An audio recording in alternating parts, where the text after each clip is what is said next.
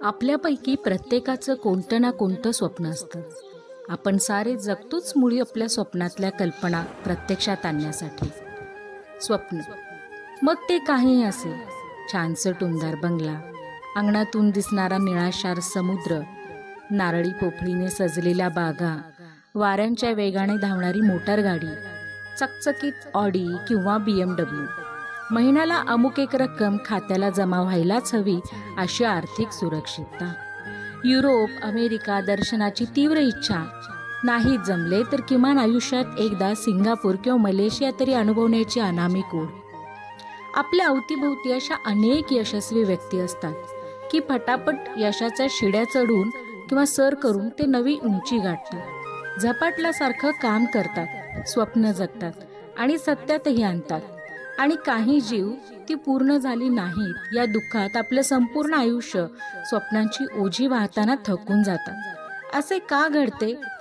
सहजासहजी न उलगडणारा या यक्ष प्रश्नाचं उत्तर रॉबर्ट नावाच्या जापानी अमेरिकन यांनी अचूकपणे सांगितलेलं आहे. ते थोड्या कडक शब्दातच म्हणतात की स्वप्न पाहायला पैसे लागत नाहीत, पण मनाची दरिद्रता एवढी असते की अवघड आणि मोठी आवाक्याबाहेरची स्वप्न मनापासून आपण पाहतच नाही.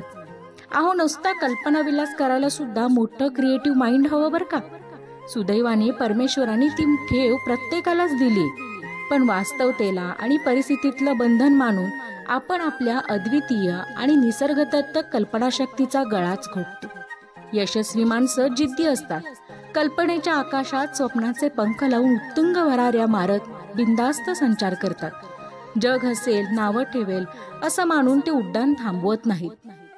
झोपेत ते स्वप्नत पाहतात, कल्पनातच ते रमतात, आवडत्या गोष्टी मनात घोळवतात, प्रचंड परिश्रम करतात, इतके करतात की शेवटी नियती हार मानते आणि त्यांच्या जिद्दीला कंटाळून त्यांच्या स्वप्नाला सत्य बनवते. नेपोलियन हिल आणि स्टोन्स अशा दिग्गज मातब्बर मंडळींकडून अगदी अलीकडच्या द सिक्रेट फेम बोर्नपर्यंत सगळेजण यशस्वी होण्यासाठी 3 सोप्या पायऱ्या असलेल्या मांडतात. यामध्ये पहिली अशी आहे की कल्पना करा. ज्या माणसाच्या आधी पूर्ण व्हायलाच हव्यात अशा इच्छा शांतपणे विचार करा, त्या विस्तृतपणे लिहून काढा. उदाहरणार्थ, स्वतःचा आलिशान बंगला, 1 करोड रुपये, कार, बाईकवरून हिमालयाची सफर, देशोदेशातील भटकंती, निरोगी जीवन, परिवारातून प्रेम, निखळ मैत्री. दररोज थोडा वेळ तरी कल्पनांमध्ये हरवून जायला हवे. दिवा स्वप्न पाहिलीच पाहिजे. दुसरी गोष्ट सांगतात, विश्वास बाळगा. विश्वास बाळगा. तुमच्या सर्व इच्छा लवकरात लवकर खऱ्या होणार आहेत.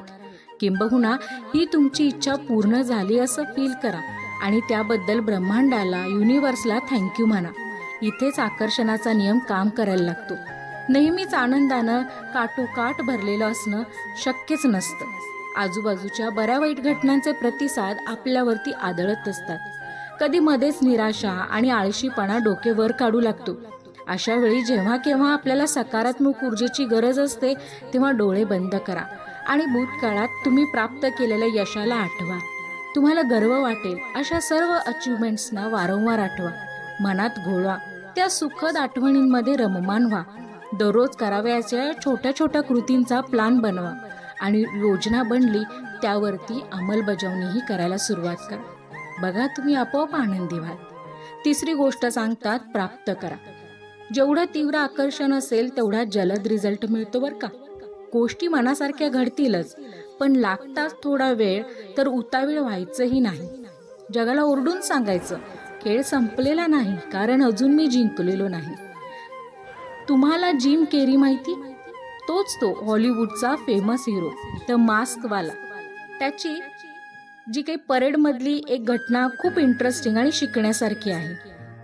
यामध्ये जिम केरीला बोलवलं होतं एका टॉक शोमध्ये. त्यानं आपल्या आयुष्यात सर्वांसमोर त्यांनी त्याच्या घटना काही क्लिअर केल्या. जिम केरी एक सफाई कर्मचाऱ्याचा मुलगा होता. तो अतिशय गरीब घरात जन्माला आलेला होता. भाड्याच्या घरात राहण्यासाठी त्याच्याकडे पैसे नसायचे, म्हणून किराया देऊन एका खटारा कारमध्ये तो राहायचा. पोटभर खायची भ्रांत असायची, पण अशा बिकट परिस्थितीतही त्याने एक भव्य स्वप्न पाहिलेलं होतं, बॉलिवूड ॲक्टर बनण्याचं स्वप्न.